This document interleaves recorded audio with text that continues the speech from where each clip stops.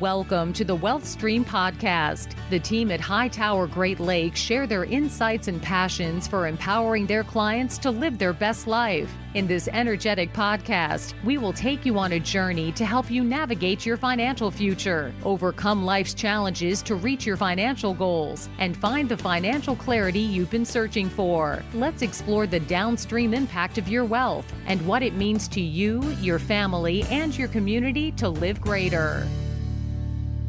Hello and welcome to the Wealth Stream with Tim Scannell from Hightower Great Lakes. Tim, what's going on?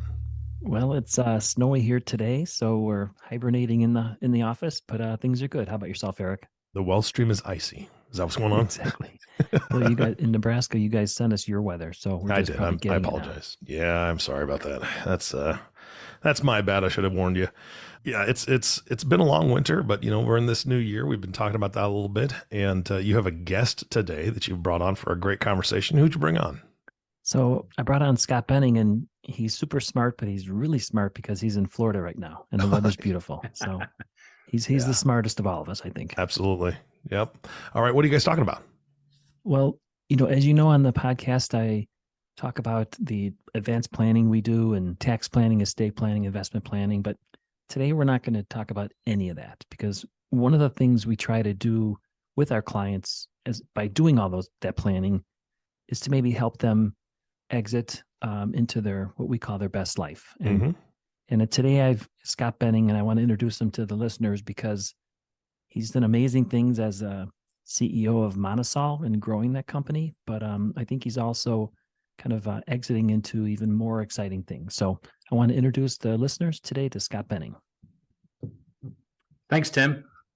Can't wait to talk. And yeah, it is a pretty smart thing. I'm down in Florida and looking at the weather up north and the weather in the southeast, but the southeast stops at the panhandle. So we're doing pretty good. We're worried whether it's going to go below 80 here today. So that's the challenge, right? Rub it in. Go ahead. But today I wanted to talk, Scott, if you don't mind, first of all, we want to get into this amazing book you just published. But to start out with, I just thought I would maybe introduce everyone to you, maybe give us a little bit of your background, education, family, things like that. Okay. I think I have a pretty simple background. I grew up in Buffalo, New York, actually in Buffalo, and then in the suburbs in a town called Williamsville, New York, and was very fortunate enough to have a mom that was an educator that believed in education. And between her and my father, they figured out how I could go to a very prestigious university in upstate New York called St. Lawrence University. And they did everything they could and afford and couldn't afford to send us, my brother and I, actually, a couple of years older, to the same university. And then my sister went through school. And it's something that you read about today. And I remember my student loan that I had to take out when I met my wife 35 years ago. She didn't like the fact that I was still paying a student loan, but my payment was $88 a month. And it only lasted for a couple of years. So no, my parents did a great job. They pushed education, and I ended up getting a chemistry degree from St. Lawrence. And I thought back then everything's plastics, right? It was the boom in the early 80s, late 70s. And I had mentors and people before me that I looked at, my uncle, my brother, that were both in the chemical industry. And I thought, this is where I'm going to end up. And lo and behold, I left college and found out that after 9 months that I did not want to look at cinder block walls that were painted or look at laboratory benches. And I was offered an opportunity to go into technical marketing, which is a fancy word of a technical guy that sells stuff, essentially. Sure, sales. Yeah. So I got sent to some training programs and figured I was pretty good at talking to people and putting the pieces together. And that helped me get to the point where about 34 years ago, I joined Chris Kraft as the head of their sales and marketing organization, which was running their division called MonoSol. It took a few years to get there to actually run the company. But, my background was really solid in the chemistry area and the sciences. And then I started to evolve into the business side of things. In the early 90s, I was fortunate enough to have the opportunity to go get my business degree at UIC. in Chicago, and nights and weekends type of thing, and had enough of the formal education to complement what I was learning and hearing and breathing in the business side of the real world. That's kind of about where I am. I've got a beautiful wife, 34 years, two children that are 31 and 28. They really haven't followed in my footsteps, but two of them are working for the company that I sold over a decade ago to Kuraray, the Japanese company that we'll probably talk about a little bit. Sure. But the cool thing is they joined the company after I sold it, while I was still running it. And one's in the supply chain side, the other guy's in the marketing end, and they're doing great. So got a daughter-in-law and another one on the way, and hoping someday maybe there'll be grandkids around. We'll see. Of course, that's always the goal, right? You mentioned mentors, and I want to get into that when we talk about your book. But just because you mentioned it as you were, growing up and talking about your sons, Scotty and Billy, what would you say to the past you coming out of college, or what would you say to people coming out of college now, the young people, about mentors and kind of looking for them and finding them and following them? The first thing that popped in my head when you just mentioned that is my service as a trustee at Butler University. And I've been there for, I think, 8 or 9 years as a trustee on the board of trustees. And I get to interact with the students and student government, and watching these sharp, incredibly smart, way smarter than I ever was, young people latch on to develop relationships and latch on to people like me and other colleagues that I have at the university to try to find those mentors, people that are not just going to open doors for them, but they try to emulate or replicate what they see in the careers of individuals. So my feeling is when people are getting out of university and starting to look at the real world, they need to find people that will give them the time and the energy and the guidance on how to navigate through the complexities that are amazing today. The complexities for the young people are just between social media, everything moving so quickly. It's really, really difficult to enjoy what they're doing at the time, but also try to keep pace with the way the world is moving so swiftly. And I think finding the right guidance and mentorships is a perfect way for them to help put it all together. Yeah, I think it's even more important than as important or more important than the company you join or the firm you join to work with. Is you want to make sure that there's great people that hopefully you can mentor, work with, and you can learn from, I would think. Agree. Totally agree. So if we fast forward, one of the things I talk about on our podcast is we focus on exit planning and exiting the business. And I had read years ago, I think it was Jack Welch of GE said, one of the most important things that a CEO does is focus on their exit and their succession plan. So, if you can jump back a year or two and just think of Scott Benning as he was thinking about exiting, what were some of the things you were thinking about back then that maybe how it would impact your family, how it would impact MonoSol, et cetera, and some of the challenges you kind of walk through as a CEO considering exiting? I'm going to go back farther than 1 or 2 years ago, because my exiting started in my mind when I was working with my partners on trying to sell our company or thinking about selling the company. And it was over a decade ago. So here I'm in early 50s thinking, oh, cool, I get to retire at 50 something. Wow, that's really cool. And then you start thinking about, what the hell am I going to do? Right. And do I have enough money to be able to do that? And the good thing is, in my story, I was selling the business to a company that insisted that I stay for at least 3 years, which gave me 3 more years to think about, okay, what's going to happen? Mm-hmm. A year and a half into that 3 years, they asked me to stay an additional 3 years. So now I have 6 years to think about, what am I going to do, and what's retirement, and what's the next good life going to be? And frankly speaking, do I have enough money to do this? Right. So after we got to about the 6-year mark, I really started thinking, because now I'm pushing 60 and thinking, okay, maybe I have enough money, maybe I can retire. And Tim, you've been very great helping me figure out how to make sure I had enough money to do what I wanted to do. But when it came down to putting the next 3 years, which would take me to 9 years out, I actually put a succession plan together for my company. And I had already hired a gentleman that is actually running the company today that was earmarked as my successor. And so the training began, and I had at least 4 to 5 years of solid training with him. But then COVID hit. Right. And the world changed. My world changed by traveling. All the time changed to not traveling.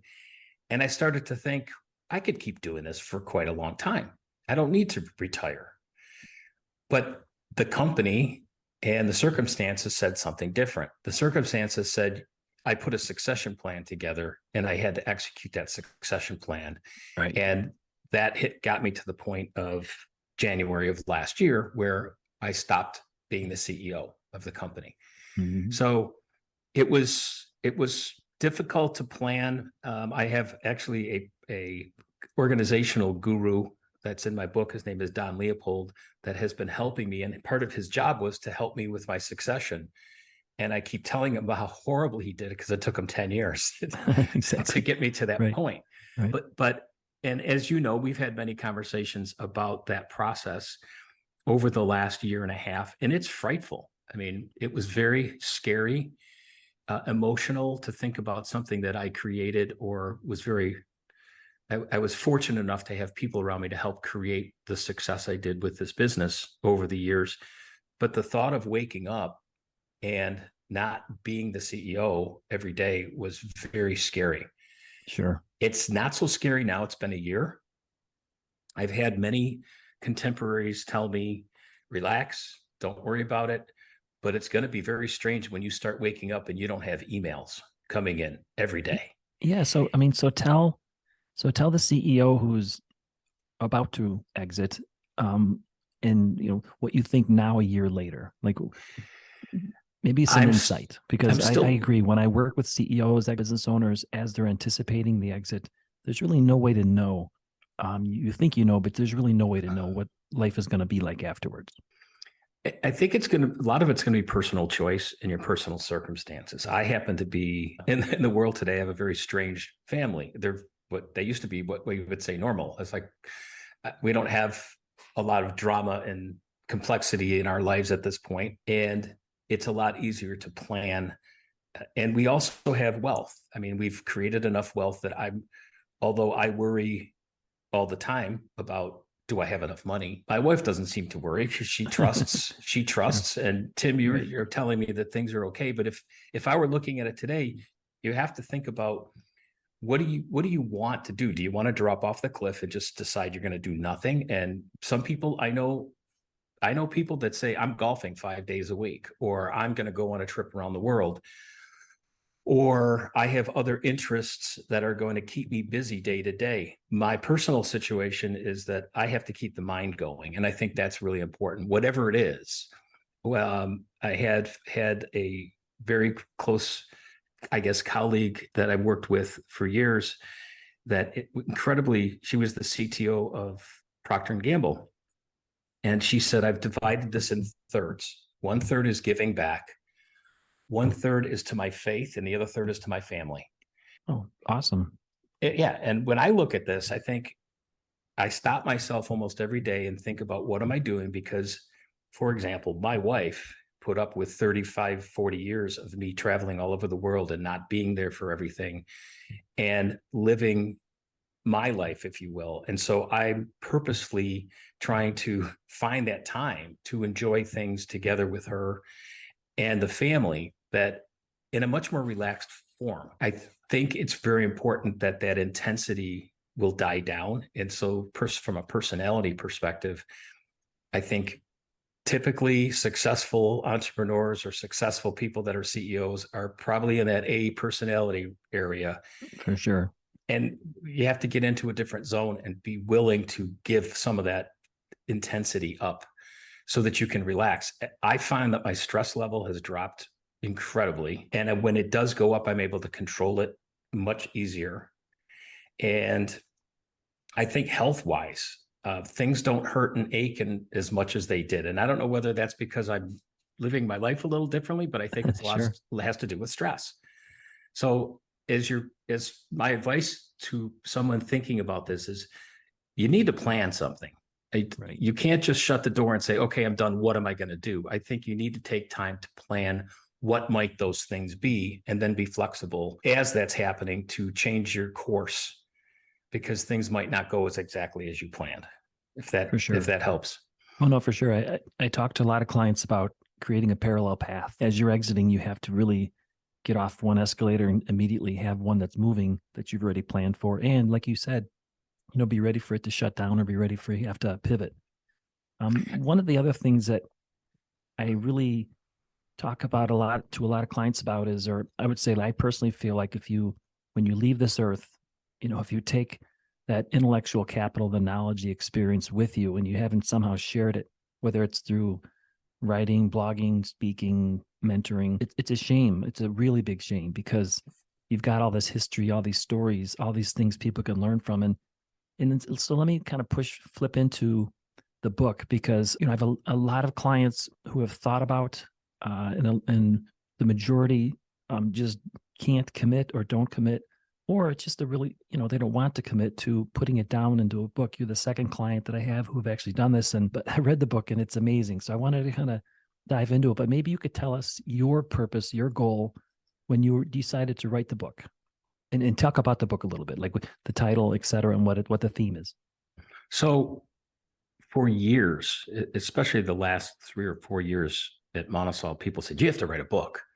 I mean, we took a business of, a few $1 million in revenue, and it's at that $500 million mark, and the profits have been super, and the relationships and contracts are going out into the future. And for those of you that don't know, MonoSol is the largest by far manufacturer and designer of the soluble films for what you would know as Tide Pods, or the unit dose for laundry and or the dishwasher market.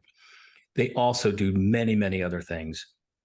And the many other things are the technology space segments that have allowed them to be able to design the stuff for the detergent market and the big guys, Procter & Gamble, Unilever, Reckitt Benckiser, Henkel, all the big names are MonoSol's customers. The book was really pushed on me in a way to, as you said, preserve history, right? What are the stories? What happened? Tell the story.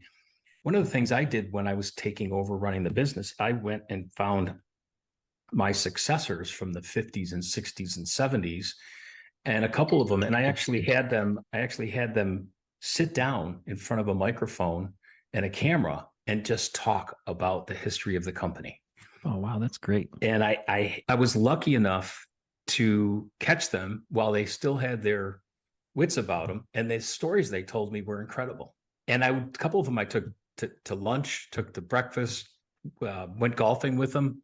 I remember one of them was happy that he was 90 years old and he was able to hit his age that day. So that was pretty cool. Love that. That was pretty cool. Yeah, exactly. So that kind of prompted me to think about, all right, so much has happened. And because I feel like I was the leader of the company and was able to pick the pieces up and learn from all of their failures, which is innovation, fail fast, and take it to the next level, right, with a great team of people. Well, there's a story in that process. But the other one was when I actually sold the business in 2012 and then tripled the size of it again as the CEO and as an employee of the new owner over the next decade. That was where a lot of the unique, what's the word, aspects of the growth of the business kicked in, where I had private equity, venture capital, friends saying, you have to write a book. This is very rare that someone sells the business and then stays there and scales it 3 times. Definitely. And I didn't think about that at the time. I wasn't thinking about, this is strange, this is different. I just did it. I mean, it was just something that just came natural. So writing the book also came from looking at the journals that I kept from the first day I walked in there. And I still have all the journals from every day of my life from 1989. So I had the record, and now was the time to be able to put that together. And I actually started to write notes down as I was going through things on airplanes or whatever, anecdotes, and trying to remember so I wouldn't forget. Then I met this guy named Tim Scannell, who kept telling me I should write a book on top of all these other people. But one thing that you did, Tim, is you introduced me to the publisher, or the company Scribe.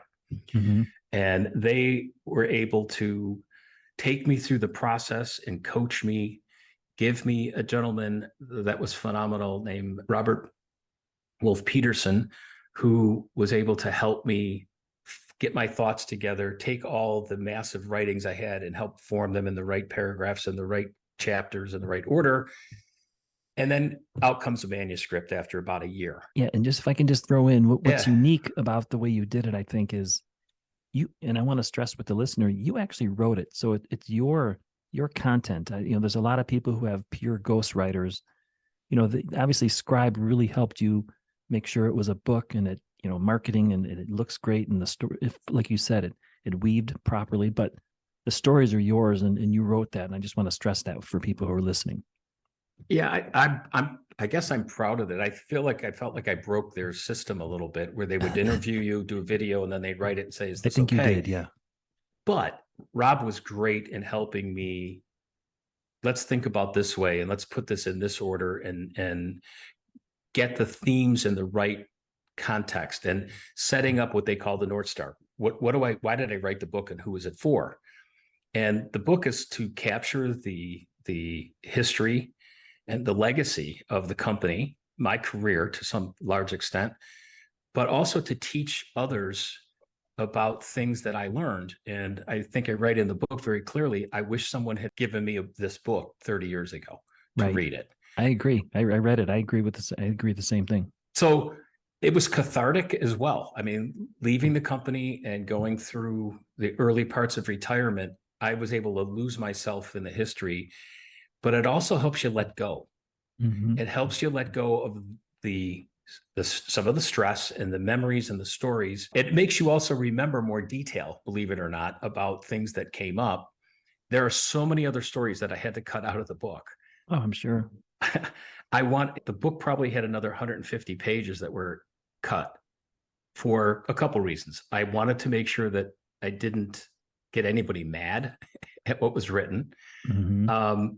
And there's some stories that are very colorful that maybe would not be appropriate for what I'd call an entrepreneur business book for innovation. And that maybe that's the next book. After I stop advising and consulting, maybe I can write another book when I really don't care what people think. Exactly. And that's, when I talk to other clients, other people about writing a book, one of the hesitations is that they want to make sure it's, completely accurate, or I'm not offending anyone. But I think you've gotten some really good feedback, since you've written it and since people have read it. You've had some people, I think, who have kind of in your history come back and talk to you about it.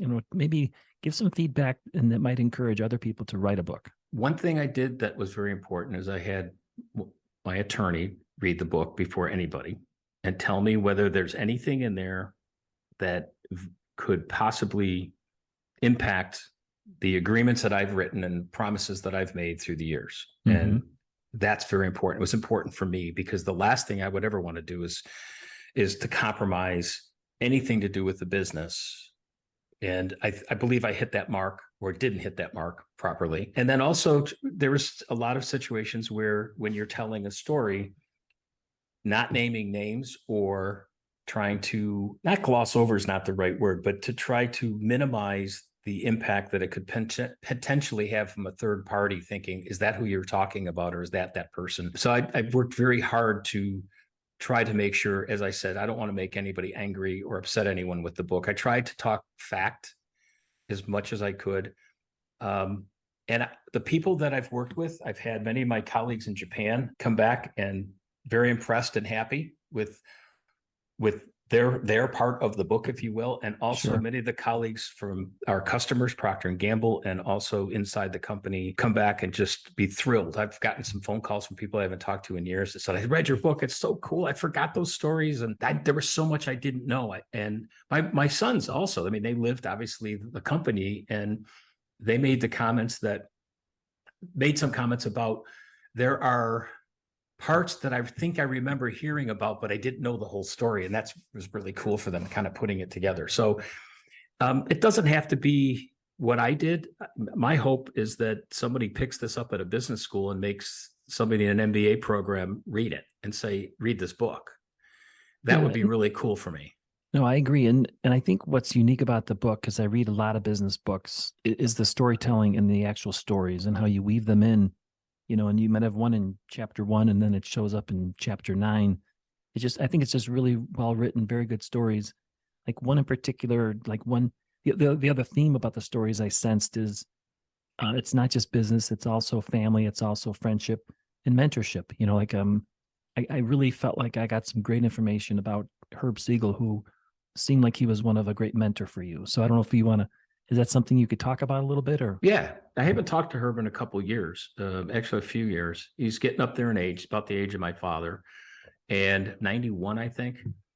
And Herb and I weren't tight, really close, but he took me under his wing for reasons that I didn't really understand at the time. And I think I've come to believe that he liked me. I mean, he liked that I wasn't afraid of him, and I told him the truth. And that's something that I've done throughout my career is, everybody has a boss, right? Whether it's your spouse or the CEO of the company or chairman, tell them the truth. Don't sugarcoat it and don't bullshit them. I mean, that's what I did with Herb, and he appreciated it. And there were times where I told him, everybody's telling you what you want to hear, but I'm going to tell you what I think. And I think he respected me for that. And he did, with a yellow pad of paper and a red pencil, show me how to read a balance sheet and do an income statement and challenge the heck out of me.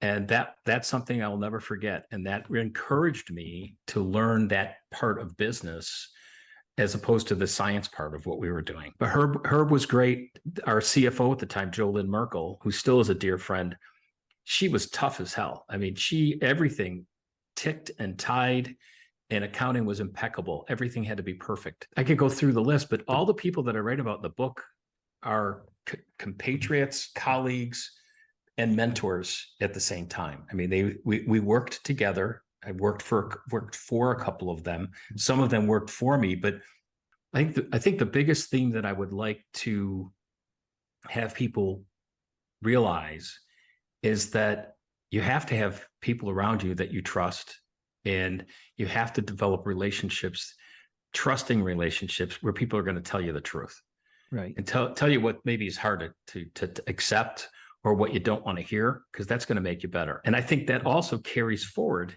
into retirement. And you have to have people. The scariest thing was sending this book to a few people to say, read this, the manuscript, just waiting for people to tell you that it stunk or was it any good. And even today, I keep waiting for certain people to say, so what'd you think? But you don't want to ask them because you don't want to hear, right? Right. No, and I'll say that just getting back to Herb Siegel, the stories about how some of the, learning about reading a P&L, learning how to read the balance sheets, understanding and leading to, discovery of things that were wrong and right. And there's almost like a mystery. There's a couple of different mystery stories in there. So for the listener, I really recommend you take a look and you read it, because I took probably 3 or 4 really great lessons out of it. But for you, Scott, going forward, you wrote the book, which is amazing, so difficult, and it's out there. So what are your plans for the book? I know you have thoughts about mentoring, maybe working in boardrooms, speaking. You have many, many other stories. So how do we get the other stories out there to the public?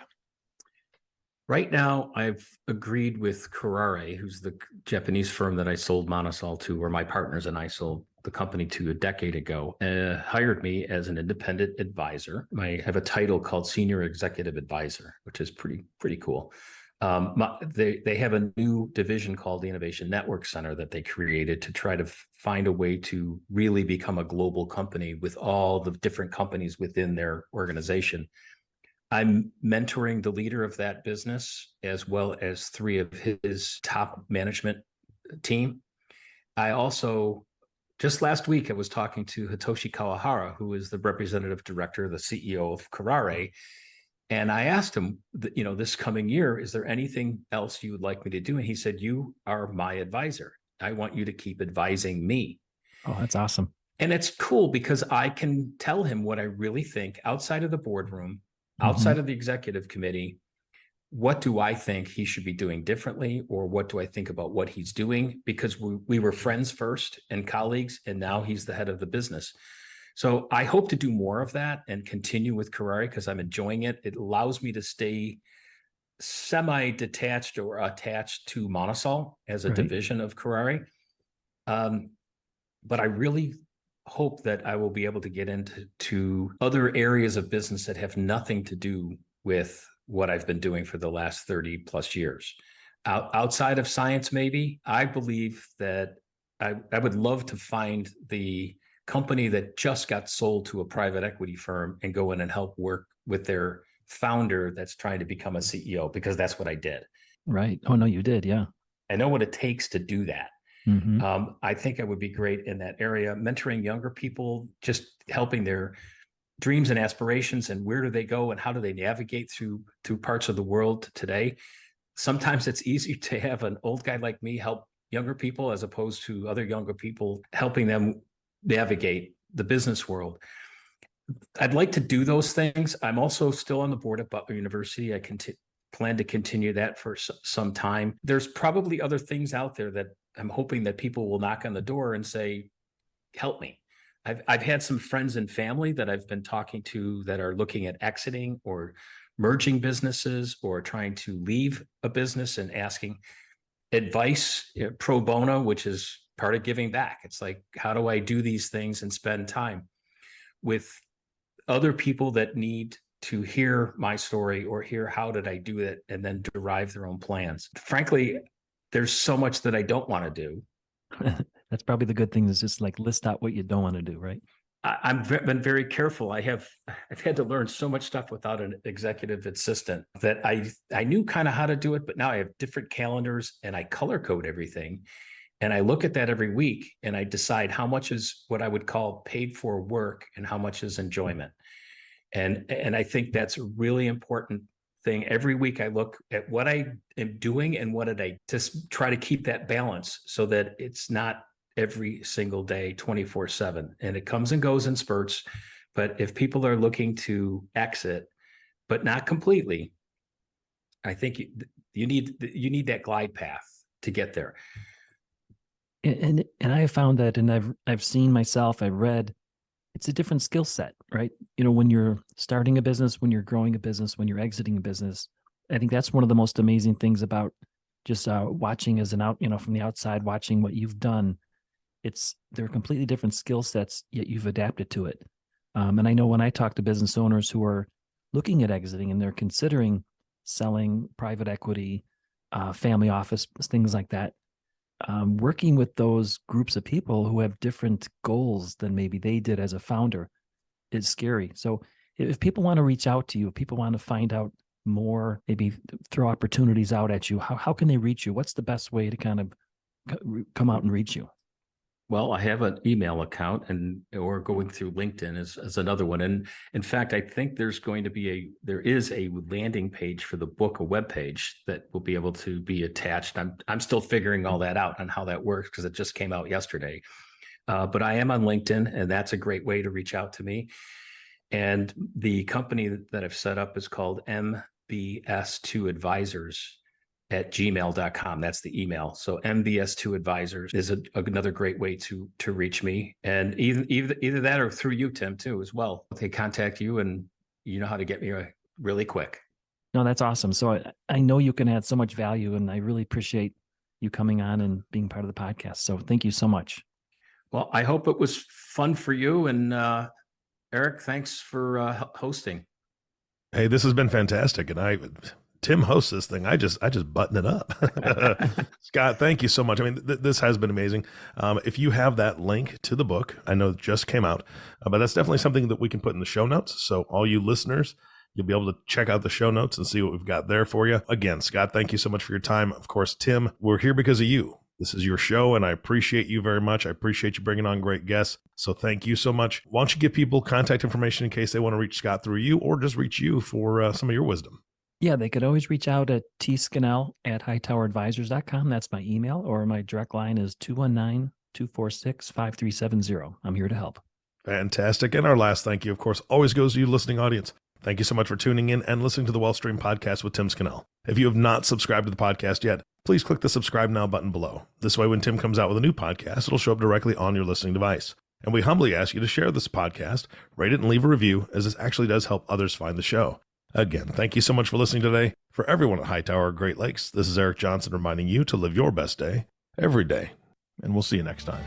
Thank you for listening to the WealthStream Podcast. We hope you gained some valuable insight that you can apply to your life and share with others. Please don't forget to subscribe below to be notified when new episodes become available. And don't forget to live greater. The information covered and posted represents the views and opinions of the guest and does not necessarily represent the views or opinions of Hightower Great Lakes. The content has been made available for informational and educational purposes only. The content is not intended to be a substitute for professional investing advice. Always seek the advice of your financial advisor or other qualified financial service provider with any questions you may have regarding your investment planning. Hightower Great Lakes is a group comprised of investment professionals registered with Hightower Advisors, LLC, an SEC-registered investment advisor.